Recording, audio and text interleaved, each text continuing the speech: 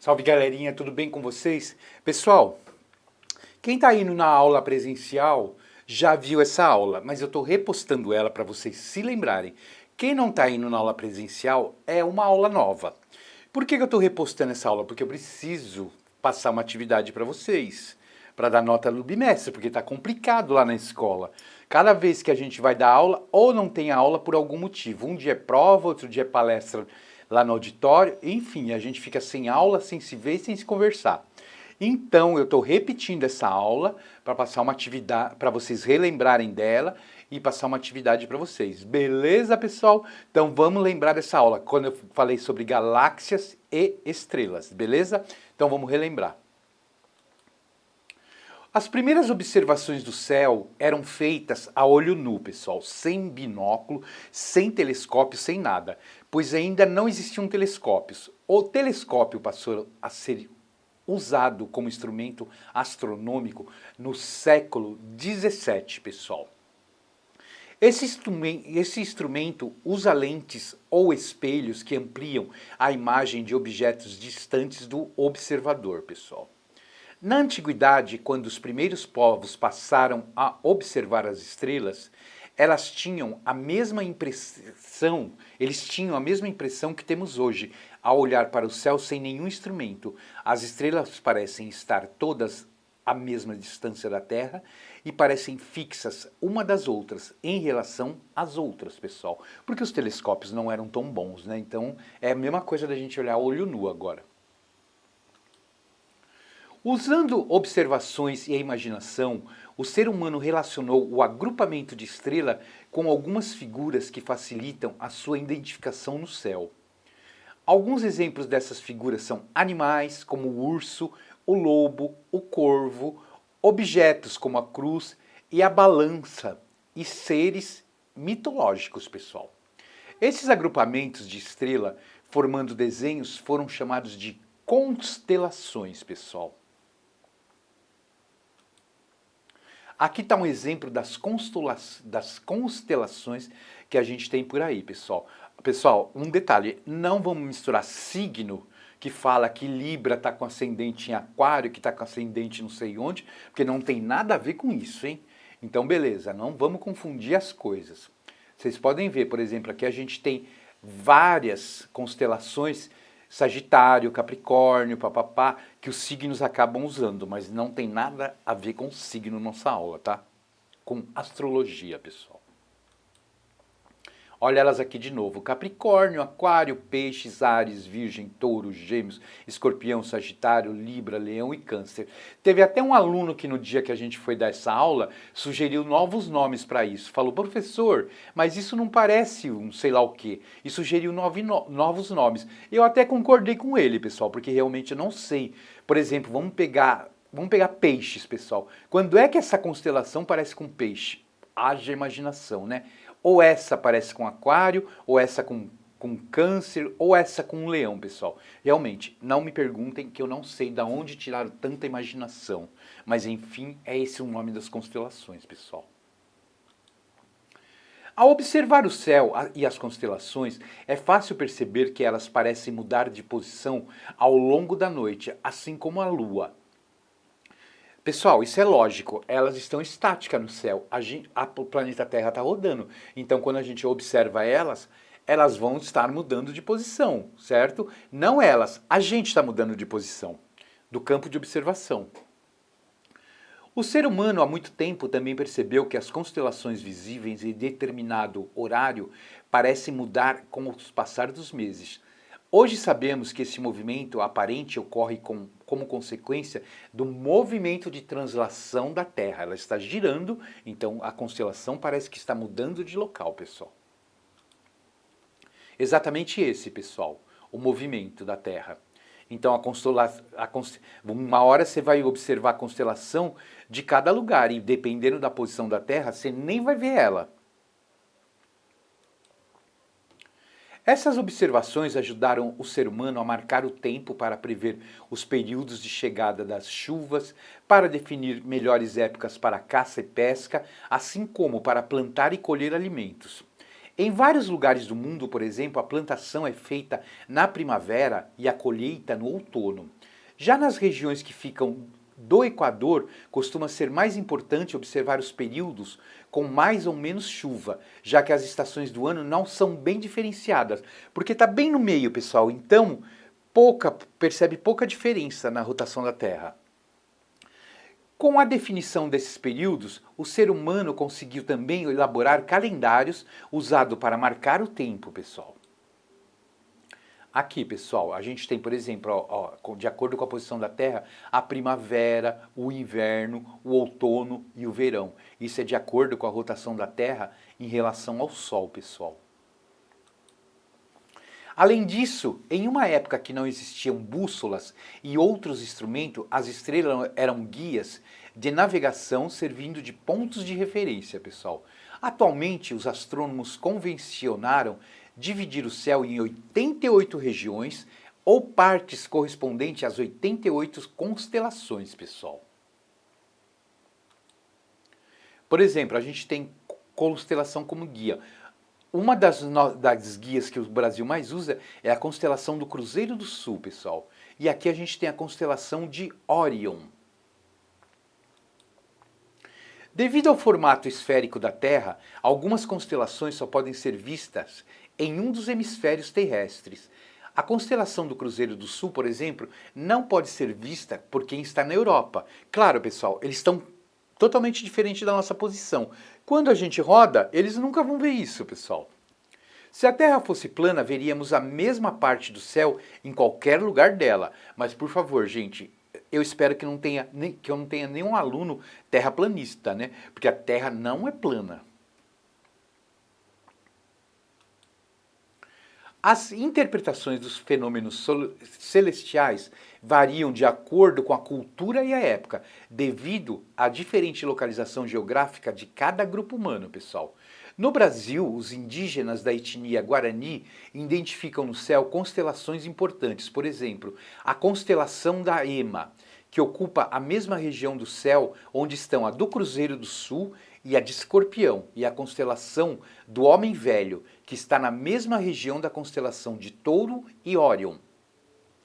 Quando as constelações de Ema surgem ao leste, no anoitecer, indica o início do inverno para os Guarani, do sul do Brasil, e o começo das estações secas para as comunidades indígenas do norte do Brasil. Pessoal, vocês veem que interessante? Os índios utilizam as constelações para observar essas mudanças de o que a gente chama de inverno e verão.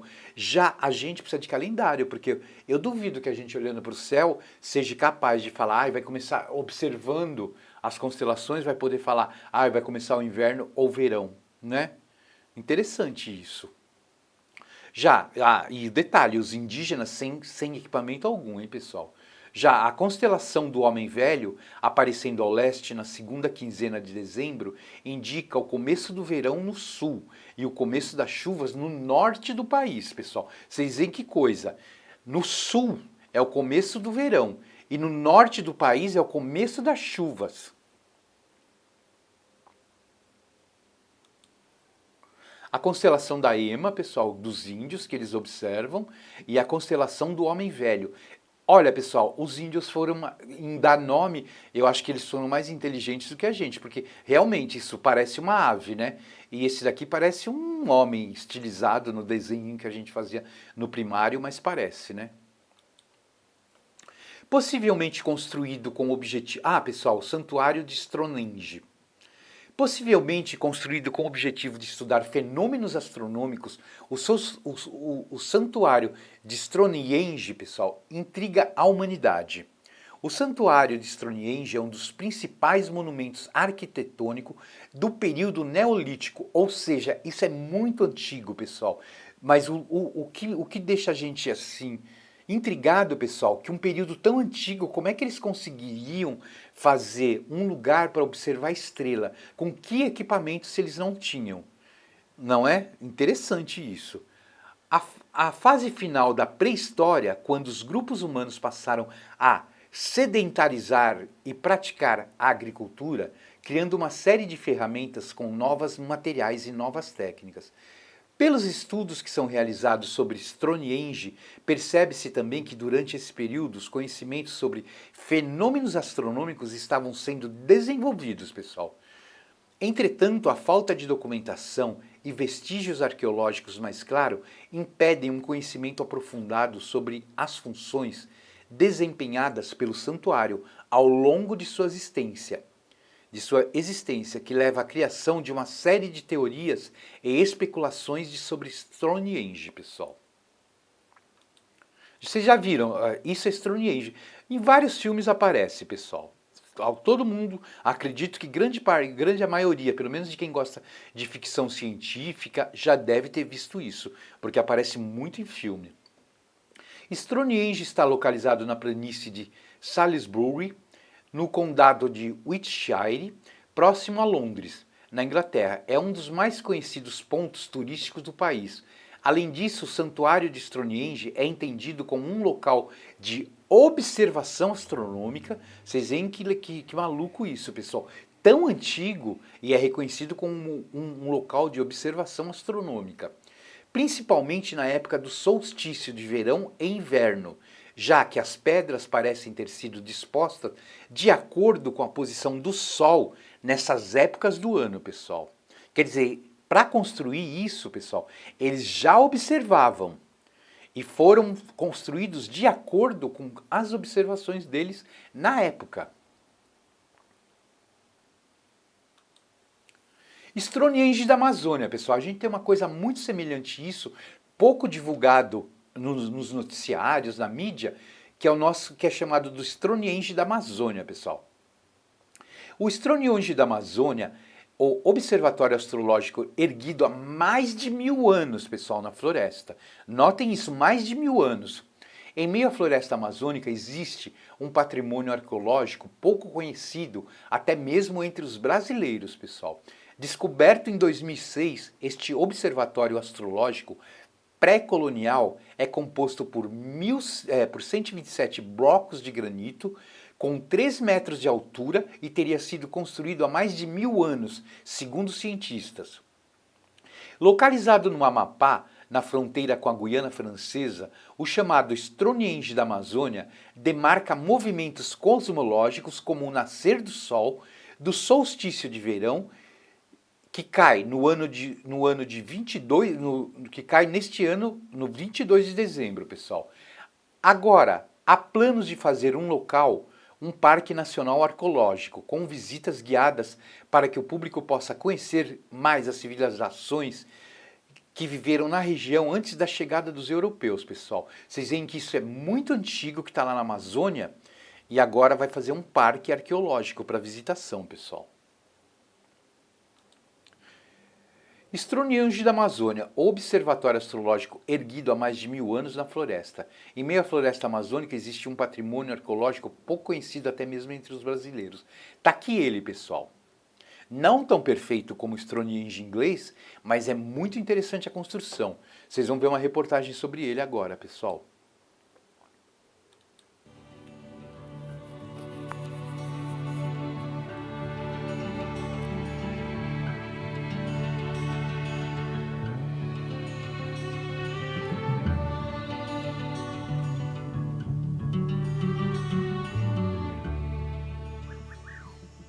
It's really exciting to be here, and we have just seen the sun rising. It's very early in the morning.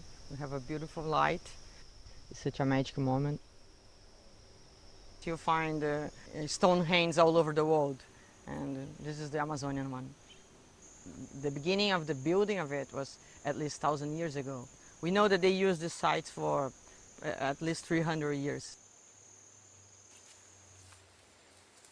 Eu sou Lailson Camelo da Silva, conhecido o Garrafinha. Em 64, eu pescava pirarucu e jacaré. E nós vinha subindo aqui à margem do rio e se surgiu um bando de porco. E esse bando de porco nós saltamos para matar um porco. Vamos matar um porco, vamos matar um porco. Que eu cheguei aqui dentro. Tinha vaso, tinha bacia, tinha forno escorado. Eu pensava que os donos talvez estivessem aqui perto. né? E voltamos, deixamos os porcos e voltamos. Só que quando foi nos anos 80, eu resolvi vir aqui. E só acertei por causa dessa árvore. Eu fui quem dematei essa área toda, que era dentro da mata. 30% fui eu que destruí. Inocente, sem saber o que era, ajudei a destruir. The thing is, when we started doing this excavation, we didn't know what we were going to find under it. So we had to be very cautious because there could be ceramic pots or even human bones. So we did the whole excavation. And we were like, wow, it's an anthropomorphic urn. Look, it was hiding from us. We called the little cute one. The whole site was used for ceremonies or rituals. We have some burials inside here. We have found lots of offerings. Eu fiz um curso de guarda-parque e passei a cuidar desse sítio. Já veio gente de todo lado do mundo aqui. Ela me chama muita atenção porque ela, uma pedra furada, por este lado da pedra, que também pode ser o desenho de um rosto de uma pessoa, isso tudo me chamou a atenção. Tudo eu observei antes dos arqueólogos aqui. O marco que eles fizeram para eles saberem do tempo.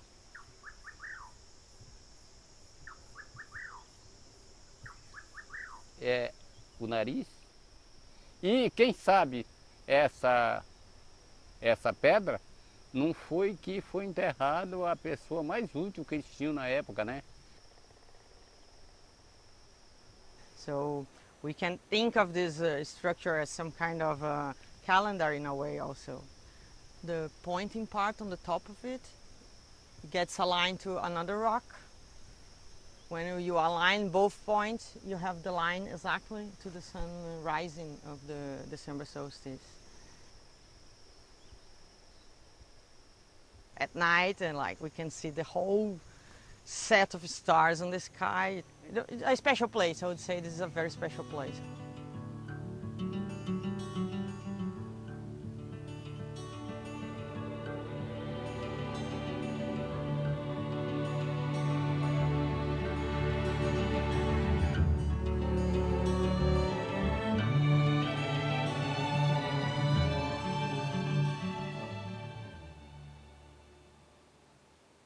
Eu já vi aqui neste sítio duas coisas. Um gemido, aquele grande, foi aqui. Eu sentia que aquilo era debaixo dos meus pés. E outra vez que eu vi, foi uma luz. Em cima da pedra, do lado dali. Então aquela luz era igual à lua. E eu vim ver o que era de perto. A luz desapareceu. Quando alguém aqui passar, todo mundo vai lembrar que tudo que aqui tinha, quem cuidou foi o Garrafinha.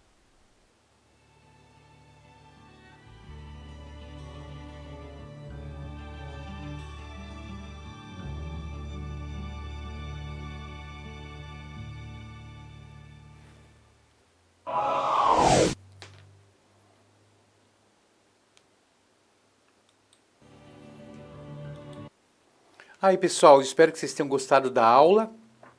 Pessoal, agora deixa eu fazer um comentário. Quando nas aulas presenciais, quando a gente deu essa aula, então cada professor, só para explicar para vocês, cada professor tem vários temas para dar no bimestre, né? E eu comentei na aula presencial os vários temas que a gente teria que trabalhar com você, que eu teria que trabalhar com vocês, e pedi para a sala escolher. E assim, o tema escolhido foi saber se tem condições de ter vida em outro planeta, em outros planetas ou não, que foi essa escolha do pessoal da aula presencial. Então, pessoal, a próxima aula que a gente vai ter é falar sobre astrobiologia. Eu estou esperando a gente ter aula presencial, mas essa aula nunca acontece, como eu falei para vocês. Cada semana tem um evento diferente que vocês não ficam na sala e a gente não tem aula, né? Então, eu vou postar para vocês, porque eu queria falar sobre astrobiologia para vocês, porque é uma ciência emergente, é uma ciência do futuro, pessoal, é um campo de trabalho novo. E por todas essas expedições que a gente está tendo no espaço, pessoal. Pessoal, hoje em dia a gente tem turismo até a Lua. Então, logo vai ser a coisa mais normal. E daqui dá um passeio. Você chegar para sua namorada, para sua mãe, para seu pai, para sua família. Vamos dar um rolê na Lua. Pessoal, vai ser extremamente normal. Sabe, é o futuro, pessoal, que está chegando. Então, eu achei interessante para vocês falar sobre astrobiologia. É uma ciência, como eu falei, emergente, e eu gostaria que vocês tivessem conhecimento que existe isso, beleza, pessoal? Astrobiologia nada mais é que é uma ciência que vai estudar para saber se tem condições ou não, que está fazendo estudos, se tem condições ou não de ter vida em outro planeta. Isso é muito legal, pessoal. Beleza? Então tá, até a próxima aula que eu vou postar aqui, porque eu não vou esperar mais a gente ter aula na presencial, porque tá complicado a coisa, né? Então, álcool gel na mão, usem máscara e cuidem de vocês, beleza, pessoal? Então até mais.